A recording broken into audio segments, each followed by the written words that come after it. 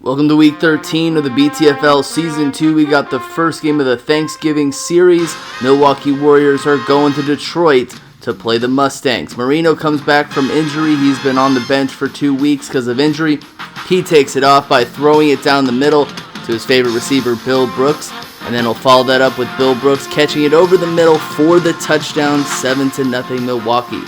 Cody Carlson takes Detroit's first drive, throwing it down the left side of the field to Anthony Carter. Anthony Carter is trying to get some drumsticks of turkey legs. Kerry Blanchard's in to the field goal, 7-3. 4-point game for Milwaukee. Dan Marino showing off those legs, throwing it down the right side to his Miami teammate, Mark Clayton. And this would lead to a Jeff Jagermeister field goal, 7-point game for Milwaukee. Rod Bernstein gets it started, going down the left side, the fullback, tightrope in the sideline, and Cody Carlson, he gets sacked at the 30 by Tim Krumrie. This would lead to a Kerry Blanchard field goal again. He is perfect on the day. 4-point game for Milwaukee. Mark Clayton catches this ball down the right side from Marino, but he would get up injured. He would be replaced by Kinchin. And then Reggie Brooks gets the ball down the left side. He would get injured too, so there's no more Brooks brothers as Reggie Brooks gets replaced by Gaston Green, and this would lead to a field goal by Jeff Jagermeister. Cody Carlson, again, no pressure in his face, gives it to Otis Anderson. He goes, "Poof, poof, poof, poof, poof, get off me," as he gets it to around the 26, and the ball's on the ground. It's a fumble. It's recovered by Albert Lewis, and Milwaukee takes over. Bill Brooks again, he is owning Detroit, and then Rick Fehene runs it in for the touchdown. Another Bill Brooks over the middle as he would get the ball deep into Detroit territory. This would lead to a Jeff Jagermeister field goal again. Both kickers are perfect here. Cody Carlson in a place he doesn't want to be, avoiding the sack, and he would drop the ball. It's a fumble, and it's recovered by, and I'm reviewing the situation, Kevin Fagan. Some Oliver Twist right there, gets the touchdown. Anthony Carter, he's not giving up. He's diving for the catch. And then Rod Bernstein gets the ball over the middle. Get off me! As Detroit scores a touchdown, 30-13. Dan Marino testing the legs. He throws it over the middle to Bill Brooks, and Bill Brooks gets past midfield. And then Dan Marino drops back again to Bill Brooks. He is deadly in this game. Celebrate there, Dan Marino. Cody Carlson with the handoff to Rod Bernstein. He gets past midfield. He splits the defense, showing off that mobility to around the 30-yard line. And then Cody Carlson down by multiple possessions, not giving up. Anthony Carter's waiting in the end zone for the touchdown. It is 37-20. Dan Marino, you don't want to get sacked in the end zone after you came back from injury. That's a safety. 37-22 as Otis Anderson catches the wheel route down the left side, and Cody Carlson, he needs to get multiple possessions. He's going to say, "I'm going to do this myself." He gets the ball in there for the touchdown. Kerry Blanchard onside kick. Detroit needs to recover. They don't, as Milwaukee wins the first of the Turkey Day games, 37-29. Bill Brooks is the player of the game. Welcome back to another week of the BTFL. We've got a trap game on hand with the Los Angeles Stars rolling right now in this league at 9-4, battling the struggling Rattlers of 4-9 Dallas. LA appeared to be the better team early, like they should. David Treadwell caps an opening drive with a field goal, but then Dallas, led by Kosar and company, had a great game plan in the first half, and they'd march right downfield and tie the ball game. Kevin Butler, the former Chicago Bear Super Bowl 20 champion, drills the field goal to tie the game.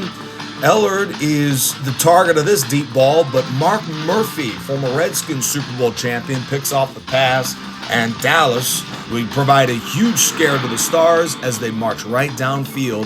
Here is John Vaughn, the fullback, with a big catch, setting up the go-ahead touchdown run to put Dallas in front late in the first half, 10-3. Los Angeles is one of the best offenses in the league, so it was only a matter of time before they get something going, and they would here. Keith Byers puts him inside of the red zone. In the corner, Michael Irvin, touchdown for Los Angeles, his 13th touchdown catch of the year, some season for the former Cowboys Super Bowl champ. Bobby Humphrey would be critical on this drive for the Stars. A couple of big catches here, and then with 48 seconds to go in the half, a pitch play from the 10-yard line, and it results in points. The Stars completely turn around the momentum of this game, and if that wasn't good enough, before the quarter's even over, the receiving kickoff, here's Rembert on the return, and he would lose it, and D.J. Johnson picks it up for the Stars. Under a half minute to go now, Sims with a golden opportunity to create some huge space, and he would with a touchdown to Michael Irvin. Then in the second half, Sims off the play fake goes deep to Ellard again, and this time there's no coverage out there. A diving catch for Ellard. He has been terrific this year with over 1,200 yards receiving. Check down to Keith Byers here, and that drives him inside of the red zone. And the Stars, in what looked like a trap game, it's a rout. Humphrey finds the end zone yet again, and they would pull away from there. Heller gets by the defense once again, and the Stars punch it in. A touchdown from Phil Sims to Keith Byers. This one appeared to be a scare early, but winds up being a Los Angeles rout, 51-24. Tonight we got Buffalo Stampede, Cincinnati, Rampage. Let's go. He started off rippling. Back to pass. Oh, he's throwing darts.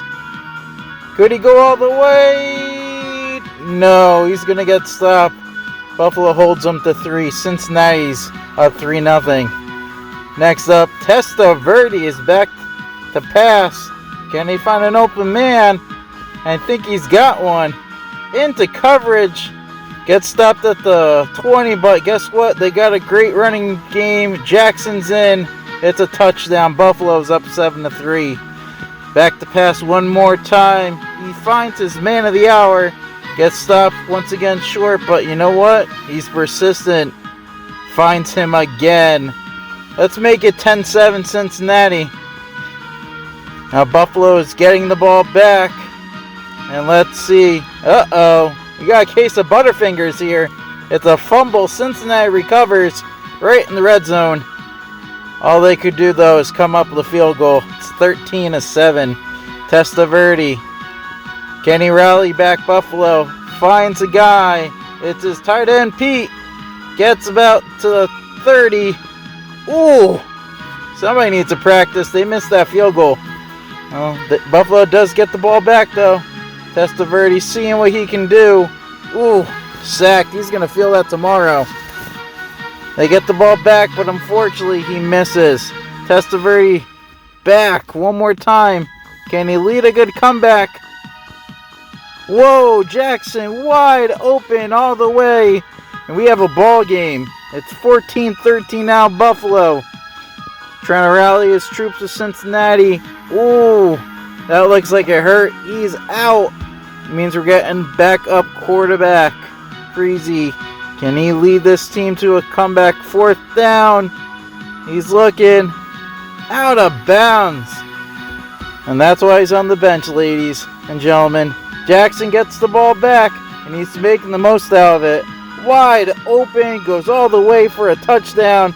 It's 21-13, and that's where we'll end it. See y'all later. Buffalo wins 21-13.